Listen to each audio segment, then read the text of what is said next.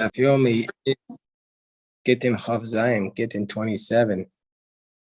We're going to start in today's Daf Yomi from the Mishnah on the top of 27a. And maybe get somebody who brings the get from overseas, or it doesn't necessarily need to be even from overseas. You're bringing a get, Va'avad Himenu, and then you lost the get.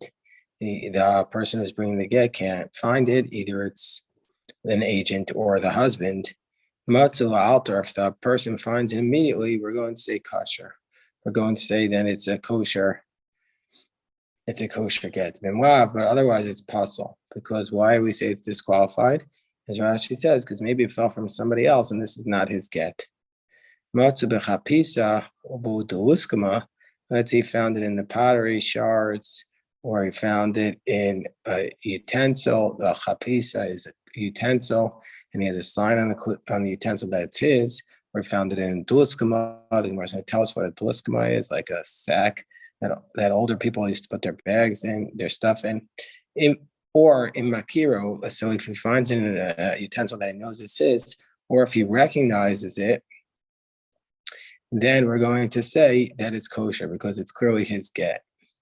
So the Gemara raises a contradiction because there's a Mishnah and Baba Metzia. The Gemara later on is going to assume that the person who raises contradiction is Rava, even though right now it doesn't state that Rava is the one who raises the contradiction. But the Mishnah tells us, let's say you find a get or a document of emancipation, or daitiki, or a will, or matanos v'shovrim, or gifts or receipts. Harezeh will yachzir. And under those circumstances, if you find these documents, you don't return them to the person. Shani Omer, because I say that, why did he write this get? That he wrote this get to give the get to the person. And then he decided not to give it. So that implies that the reason why we're not giving it is because we don't give the get to the woman, because we assume in this case that the man wrote it and changed his mind.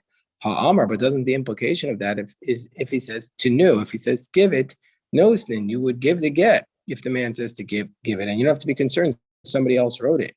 I feel it's mamaruba even after a long period of time. So this contradicts our Mishnah. Our Mishnah says you can only use that get if you make sure that it was immediate or you recognize it so nobody else can use it. But the Mishnah in Bamitzia says you can give it to her as long as he says that it was, as long as he says that I still want to give the get. So how do we deal with this contradiction? So says Rabbah, Okasha, Kama Makom Shashayaras Mitzuyos, Kama Makom Shashayar, Kama Makom Shena Shayaras Mitzuyos. So Rabbah says the difference between the two Mishnahs is based upon the question of whether or not there are caravans going back and forth in that place. If there are caravans going back and forth in our place, that's what our Mishnah is referring to. And then it's only okay if it's immediate, because then we could assume that it was this person's get. If it was not immediate, so then it might have dropped from somebody in the caravan. But if there's no caravans going back and forth, as long as the husband says to give it, you give it. And says the Gemara, even where the caravans are going back and forth, Rabbah requires what we call a tarte de reus. So there needs to be two things wrong with the get in order to say you can't give it. One, there needs to be caravans going back and forth. And two, there needs to be another person by the same name in that place. Those are the problems that prevent you from doing it. But the ilo, because if you don't say that there is also somebody else by that name in that city, then we're going to have kasher de Rabbah. We're going to have a contradiction within Rabbah himself, because we have another statement that Rabbah makes. Tahu Gita, because there was once a get, Ishtakach Beidina to Rav Huna, that was found in the court of Rav Huna. And Rashi tells us later on that Rav Huna's court was a place where there were a lot of caravans going back and forth. And it says in this get, Bishvire, by the city of Shvire Mata, by the city of Shvira, the Al Rachas Nahara, that was on the Rachas Nahara. So it says the location. Rav Chisda Rabbah. He says, Rav Chisda says to Rabbah, go out and check out this city.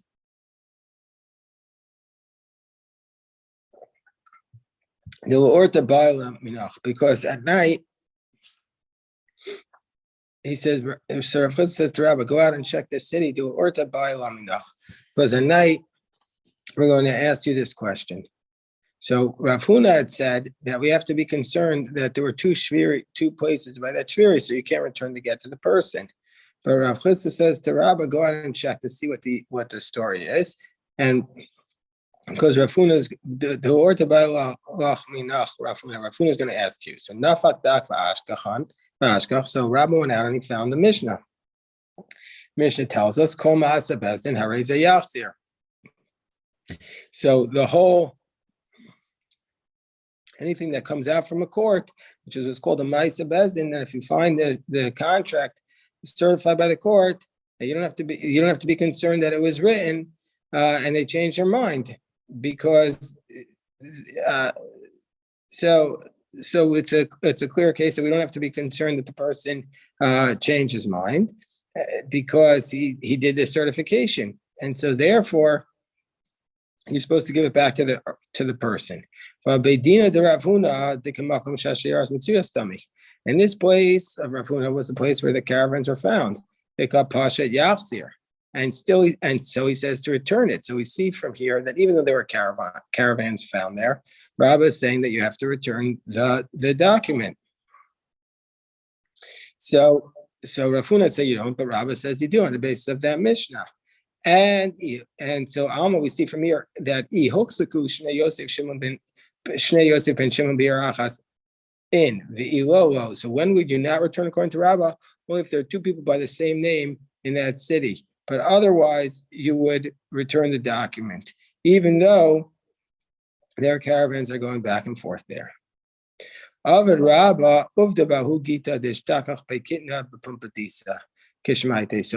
Rava actually ruled like this with respect to a get that was found in the Bekitna B'Pumpadisa. Kitna is like flax.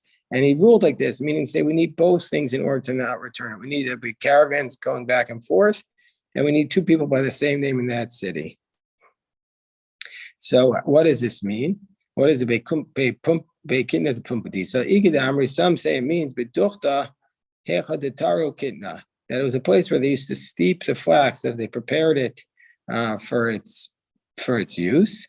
And even though it was established that there were two people by that same name in that city, he returned it to because since it was a place where they were doing production, there were no caravans found there. Or alternatively, it's a place where they were selling the cotton. It was a place where they were selling the flax. But so why did he say return it? Because there weren't two people by the same name in that place. But there were caravans that were found there. So we've seen now that there's a contradiction between our Mishnah, which says you can only return it if it's found immediately, and the Mishnah B'Metzia, where it says to return as long as the husband wants to re-give the get. And we saw how Rabbah dealt with that contradiction, and we saw that Rabbah is saying this, that you only don't return if there's a tarti de reusa, if there were caravans passing by, and also there are two people by that name in that city. Otherwise, you return it.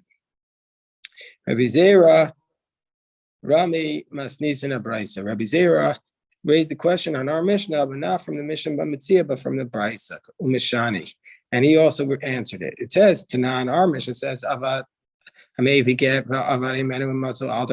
Mishnah says, if you find the get immediately, it's kosher, then we'll have pasul. Otherwise disqualified. Viraminu, but alternatively, we have the Braisa which states, Matzah get Isha Bashuk. If you find if you find the get of a woman in the marketplace, if the husband admits that he wrote the get, you give it back to the woman. If the husband doesn't admit it, you don't give it back to the woman because she'll claim she's divorced. And you don't give it back to the husband because maybe it belongs to the woman and she already paid the ksuba. But now that the husband has the get, he'll say, listen, you have to give me the ksuba now. So we can use it to collect the money unfairly. So it implies habizman. Anyway, we see from here, this price says bizman shabam moda. Because that if the husband admits to the get, he gives it on top of 27b. I feel as mamaruba, even after a long period of time. So how does Rabbi Zera deal with this contradiction? It says our mission, which says only if you only return to find immediately. That's where there are caravans passing by, and the Brisa, which says as long as the husband says that he wrote it, you give it back. So there's no caravans. Some explain Rabbi Zera's position is Mahusha Psuku. Some say that they explain Rabbi Zera's position. That's where there's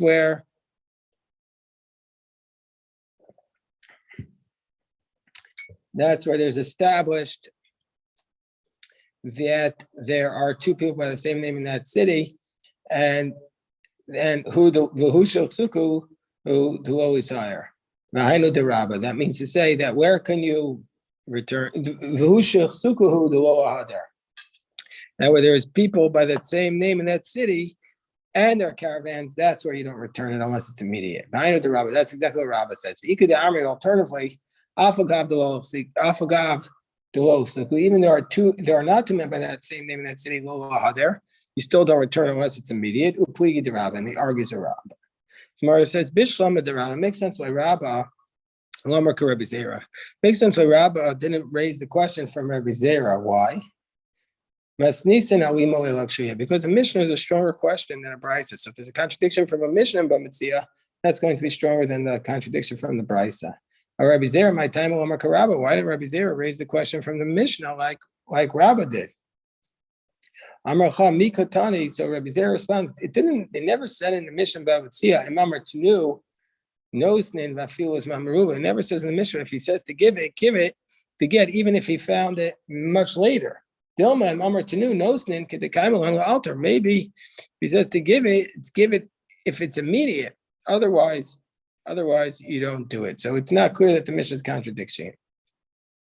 A third approach to the contradiction between the Mishnayos, Rabbi Yirmiyah says, that when do we say it needs to be immediate? When the witnesses say, when do we give it right back to the husband? When do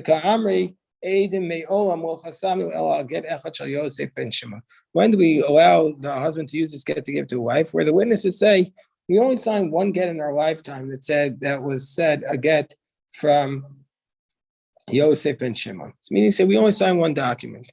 So therefore we believe the husband would give it to him. Well, the Gemara says, well, Yachim Ma'al Memra.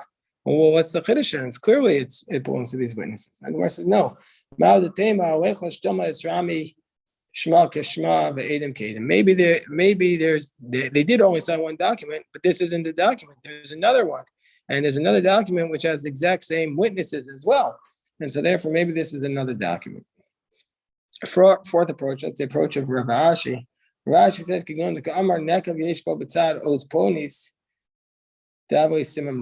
Ashi says, when do we give it back to the husband? If he says it was his, so to give to her. So Rav Ashi says, in a situation where he identifies it, he says there's a hole on the side of one of the letters, and that's a specific sign. That's when we give it back, we would allow us to use that get, even if it's not immediately. And specifically, if it's a strong siman on the side of a letter, that's a very valid sign. It's a good siman. If it's just a hole in general, well, we wouldn't allow it. Why? We're not to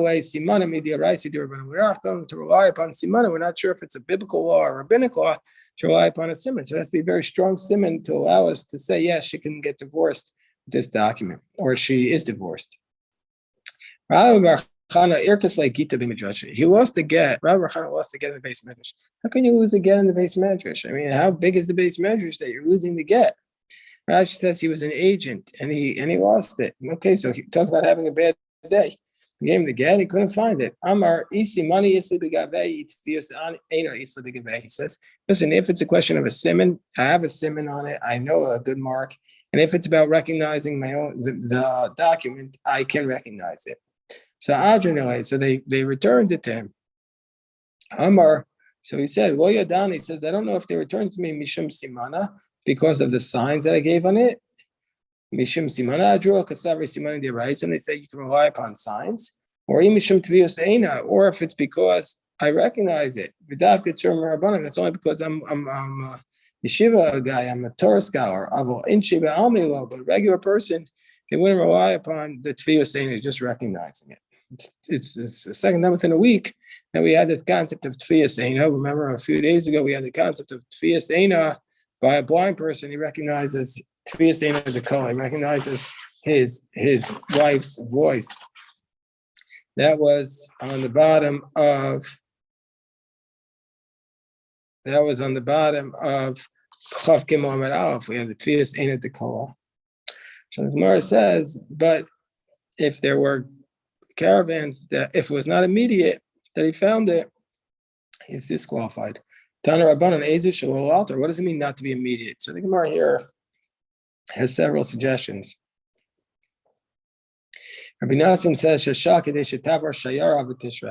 time it takes for a caravan to pass by and camp, or Rabbi Tam says time takes for a caravan to pass by and eat. Shimon Elazar says Adam Omed the time it takes for a person to stand there and make sure that no other person passed by, and nobody else was there. Fourth approach, Rabbi says the time it takes to write a get. Rabbi Yitzchak says to read a get. And the sixth approach, to write it and to read it. And even if you waited a long time, but there were witnesses, if there was a sign on it, we can use that sign and accept that sign as a testimony. What's a sign? Because it was a sign, as you say, that there is a hole in one of the letters.